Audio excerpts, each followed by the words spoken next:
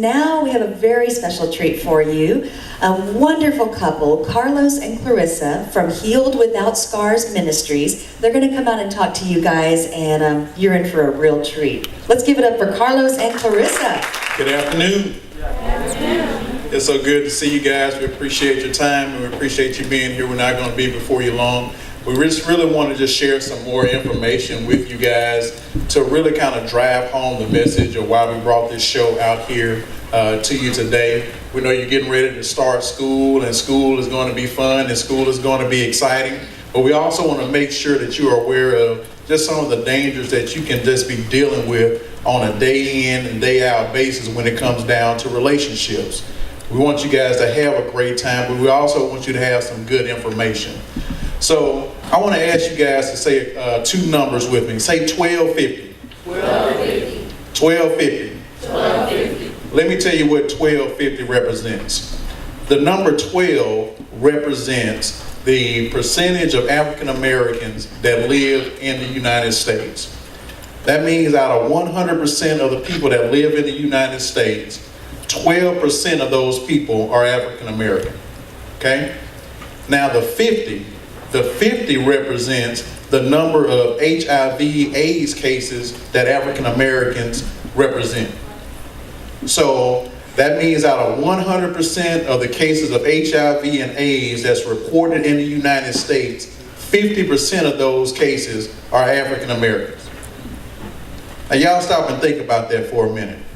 How is it that we only make up 12% of the overall population, but 50% of the cases of AIDS?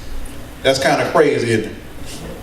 And the reason that is because I believe that as a culture of people, we don't value ourselves enough not to put ourselves in danger behind sexual activity. We don't value ourselves enough to say, you know what, my life is more than just about having sex. We don't value ourselves enough to say, you know what, I'm not going to put myself in danger and depend on a 75-cent piece of plastic called a condom to protect me.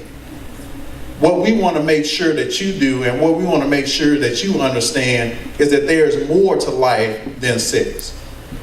There's more to life than the next freaky thing that you can do. Gentlemen, I want to charge you and challenge you to treat the young ladies that you're interested in the same way that you want to have someone treat your mom or treat your sister. That's how you know that you stepped up to the plate and become a man. My wife and I didn't have sex with each other until my honeymoon night. Okay? That's what real manhood is all about. It's about being able to say, you know what, I got the self-control to respect you enough to be able to say, I'm not going to do that to you. And so what my wife is going to share with you is some of the relationship steps, is what we call it, to show you how you can build a solid relationship and build a solid friendship that will ultimately lend itself to marriage. I want to actually talk to the ladies for a second. I want to talk to you and let you guys know that you are princesses. And I don't know if anybody has ever told you that, but I'm here to tell you that on today. You are princesses. And the reason why that is because you are daughters of God, the King of Kings and the Lord of Lords. So the daughter of a king is a princess. So that's you. And I want to know that God made you fearfully and wonderfully made. And that means that you are a jewel to God. That means you're precious and you are special to God. And I want you to be at a place to where you carry yourself as though you're special and as though you are a princess. And you don't allow anyone to treat you any less than that. You don't allow any guy to treat you like you're not a princess, because you are. Now, I wish when I was your age that someone would tell me that, because I went through the drama of allowing God to treat me as though I was not a princess. I went through the drama of giving my body to guys that did not love me, that did not respect me, but because of the fact that I just wanted that relationship and I wanted just to have a boyfriend and to say that I had a boyfriend because that was the cool thing to do, and because sex is the cool thing to do, I went through a lot of heartache and a lot of drama throughout my high school years and on into adulthood. But it wasn't until I was in my 20s and I became a Christian and someone finally told me that I was a princess. And I started looking at myself like that. And I started believing that I was a princess, that I changed my mind and I changed my actions. And I said, you know what? I'm better than this. I deserve a king because I'm a princess. God blessed me with this man that you see in front of you. Now, why we're sharing this with you is because now in this time, people do not teach you how to date. Most parents don't teach their kids how to date. We want to show you how to date effectively, how to date God's way. And so that's the reason why we came up with these relationship steps. I actually learned them when I was in the singles ministry at my church. And we want to share them with you just so you can have some kind of a guideline as to how to date this day and age, and how to keep your body pure and how to do what God has called you to do in your life right now. So if you guys will bear with us, we're going to go through these steps real quick. The first step in any relationship, any friendship, is called associates. Now, what an associate is someone that you barely know. That means you only know them on a first name basis. That means you probably seen them in school. For the guys, you know some girl that you think is cute or fine and that you want to get to know. But all you know about her is your name and probably what grade she's in. Basic information. This is your associate. Now, you've seen her around school enough and you know that I want to get to know her a little bit better. So we're going to make her your casual friend. And what a casual friend is someone that you have decided that I want to know a little bit more than just her name. And ladies, I'm saying this for the guys because guys are the ones that pursue you. You don't pursue them, okay? It's the guy that decides, I'm attracted to you, I want to get to know you better. It's not you going up to him and telling him, I want you, I want to get to know you. So I just want to make that clear for the guys. Now that you have decided that, you know, she looks good, you know how old she is, you know what grade she's in, and I want to get to know her a little bit better. So you want to make her your casual friend. Now, what a casual friend is someone that you've decided that you want to ask her for a number, so you guys exchange numbers, and you text and talk on the phone or whatever it is that you do to ask more about her. You want to get to know her. You want to know what she likes, what she doesn't like, you know, if she has any siblings, you know, what kind of food she likes, what kind of movies she likes, just basic general information just to get to know her. You're just talking on the phone, you see each other at school, and that's pretty much it. The next step, you decide, okay, I think I want to continue to get to know her, so you move to the next step, which is close friend. And what a close friend is okay, I've been talking to her on the phone, we've been texting back and forth, we have a lot of things in common, we have some common goals and common dreams. I really do like this person, and I really do think that he and I could possibly have a future together. And so when you get to the close friends, now it's time to start hanging out.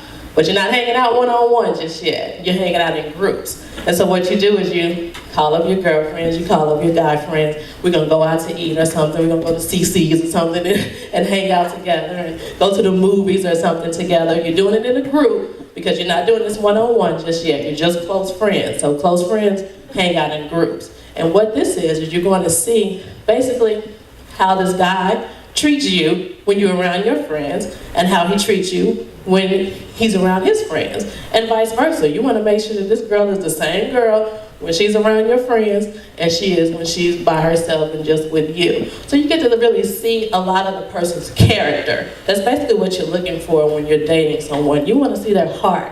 You want to see what they're all about. You want to see if they're respectful. You want to see if she's going to respect you. If they have a head on their shoulders, if they're going somewhere.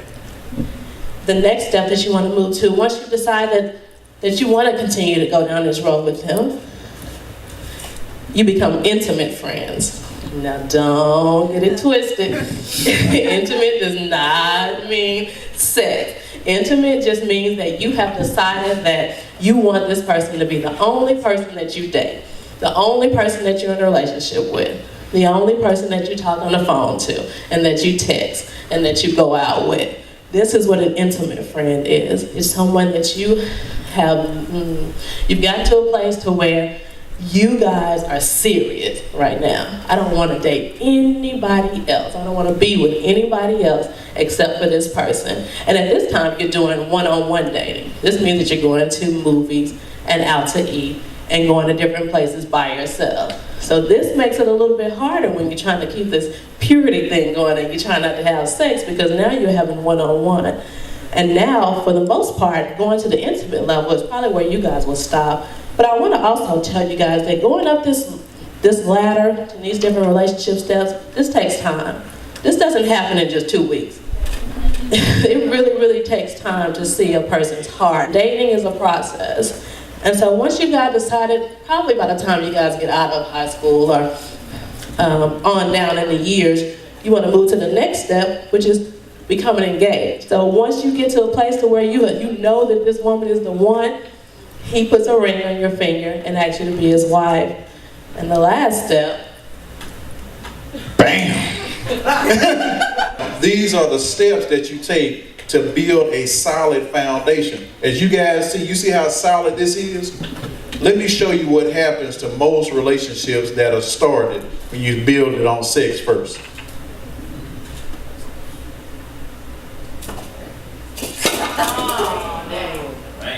That's what happens to most of them. That's what happens to most of them. They fall and they tumble just like that. So what we want you to do is avoid this right now while you're going into school. We don't want this to happen to you. So avoid all of this drama. Everything that we're sharing with you is about how you can avoid drama out of your life. That 12% of the population, the scary part about that is, a few years ago, we made up 15% of the population. Actually, as a race of people, we're decreasing instead of increasing. And the reason why, when we have sex before we get married, instead of having the children, most of us are killing the children. Okay? So we want you to just be at a place to where this is not a part of your life. We don't want you to have to rebuild from drama.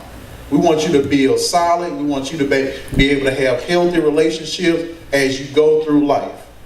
So the last thing that we're going to leave with you, and Brother Mark has these books for you. We're going to give each one of you guys a Success for Teens book. Because we want you guys to be successful and we want you guys to be focused, you guys to have a good time. We want you to have your goals and dreams in place. And so when you guys get this book, the very first thing that I want you to do, or you're a basketball player, whatever the case is, you just write that down in here. And then what I want you to do is promise me and promise yourself that by the end of September, you will have this book read so that you can make sure that you're on your way to hitting the goals and dreams that you wrote in this book. And this book is going to help you get there because it covers things like goal setting, self-esteem, dream building, self-motivations, habits, purpose, time management, all the things that you need to accomplish what you wrote down in the front. That's what we want you guys to do. And you guys promise me you're going to read it? All right, very good. Well, guys, we appreciate your time so much. We'll be here for the next few minutes if you guys want to come up and ask us any other questions. And we just thank you guys so much.